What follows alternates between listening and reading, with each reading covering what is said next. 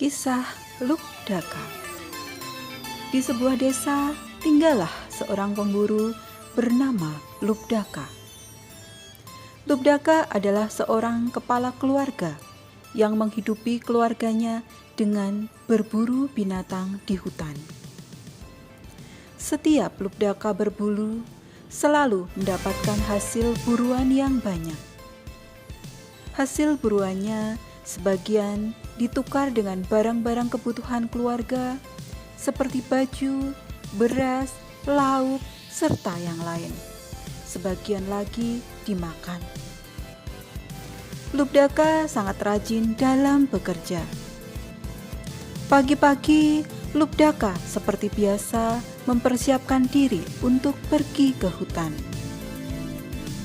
Sebelum ke hutan, Lubdaka berpamitan kepada keluarganya. Kemudian, Lubdaka melangkahkan kakinya menuju hutan.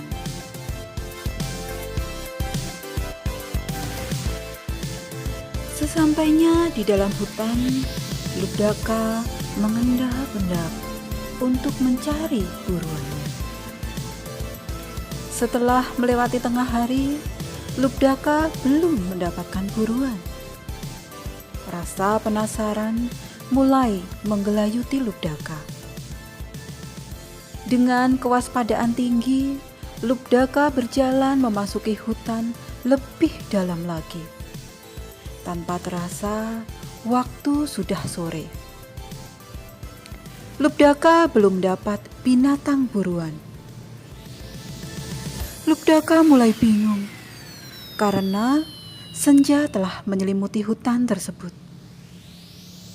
Kemudian, Lubdaka mulai mencari tempat aman untuk berteduh dan terhindar dari binatang buas yang masih banyak berkeliaran di dalam hutan.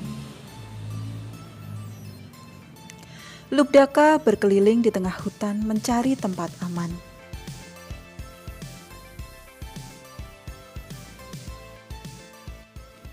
Hingga malam tiba, Lubdaka belum menemukan tempat yang aman. Akhirnya, karena lelah, Lubdaka duduk di bawah pohon sambil berpikir kemana lagi mencari tempat aman. Setelah berpikir dan merenung, kemudian Lubdaka memutuskan untuk naik ke atas pohon yang rindang dan tinggi, bernama pohon bilwa. Dengan sisa tenaga yang masih ada, ia memanjat batang pohon itu. Melihat sekeliling sekejap, ia pun melihat sebuah dahan yang rasanya cukup kuat menahan berat badannya.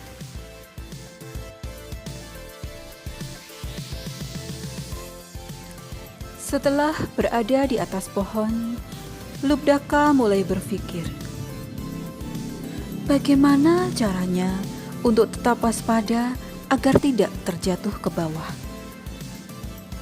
Lubdaka kemudian mulai memetik daun-daun pohon yang dinaiki satu demi satu.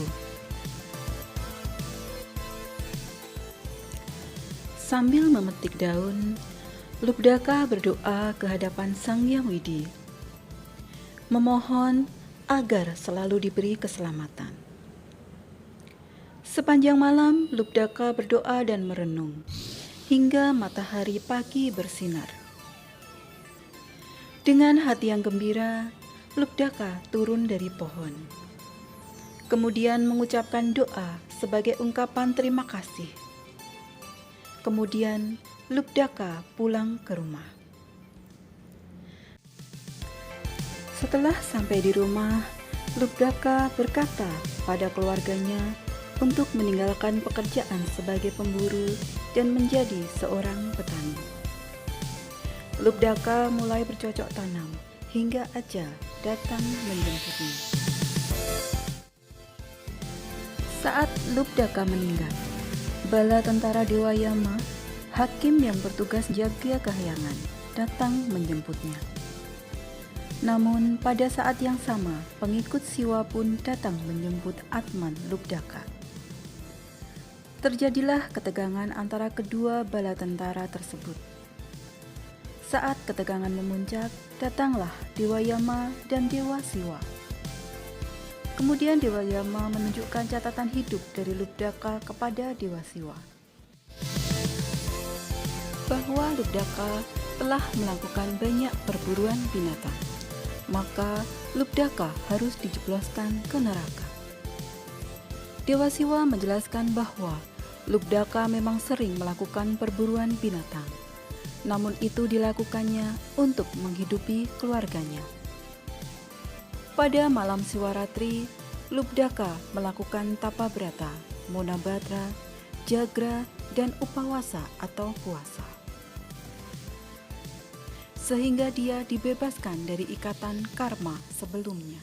Kemudian Lubdaka menempuh jalan hidup baru sebagai seorang petani. Oleh karena itu, Lubdaka berhak menuju surga.